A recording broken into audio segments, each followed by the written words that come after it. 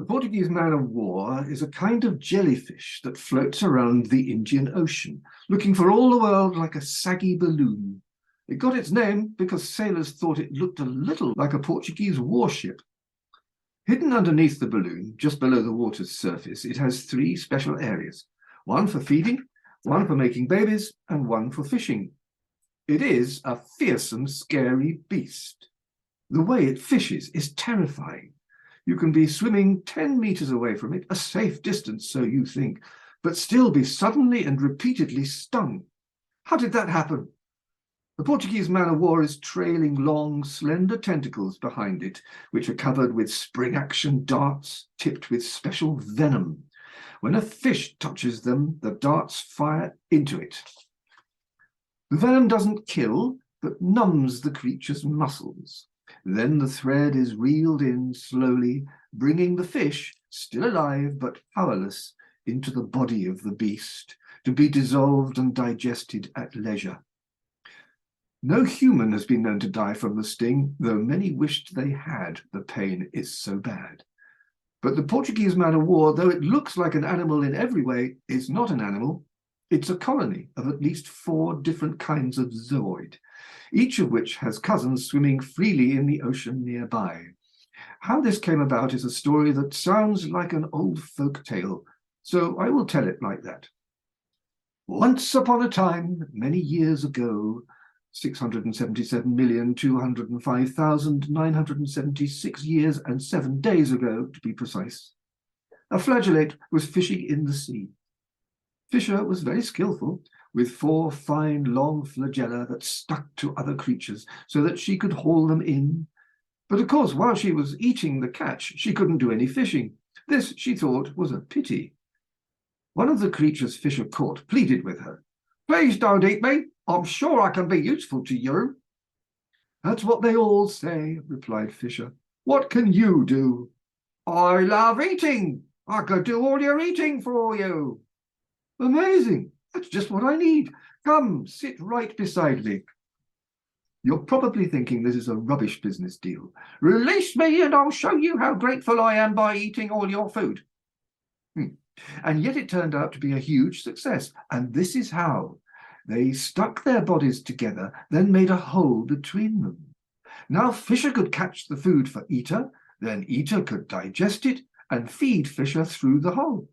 Fisher, Eater grew and thrived.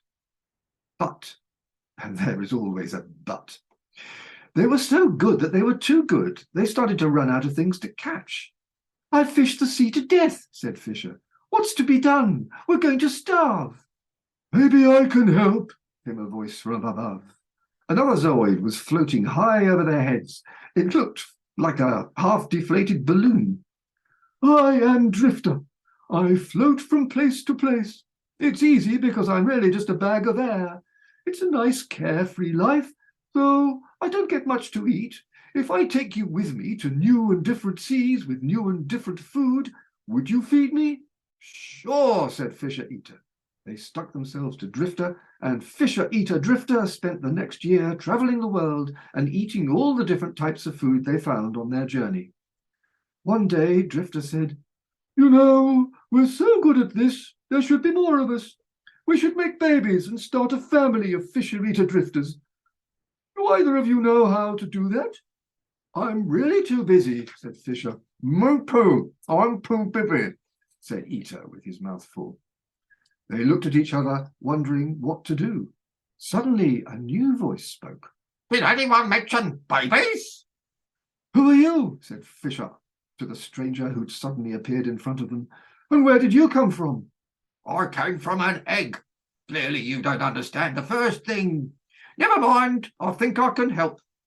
I love making babies. That's all I want to do.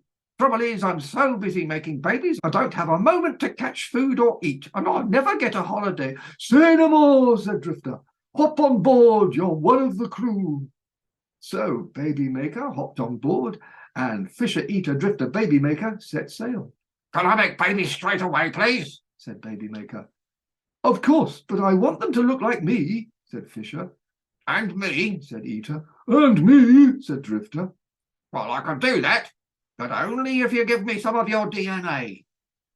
So Drifter, Eater, and Fisher gave up some of their DNA to Baby Maker, and the children were like all of them. Since then, Fisher, Eater, Drifter, Baby Maker has evolved to be the fearsome creature that it is today, known by the much snazzier name of Portuguese man-o'-war.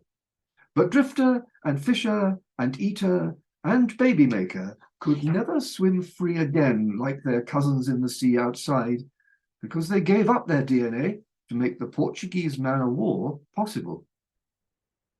As complex life took off, all sorts of strange combinations of creatures were created by the crazy whims of evolution.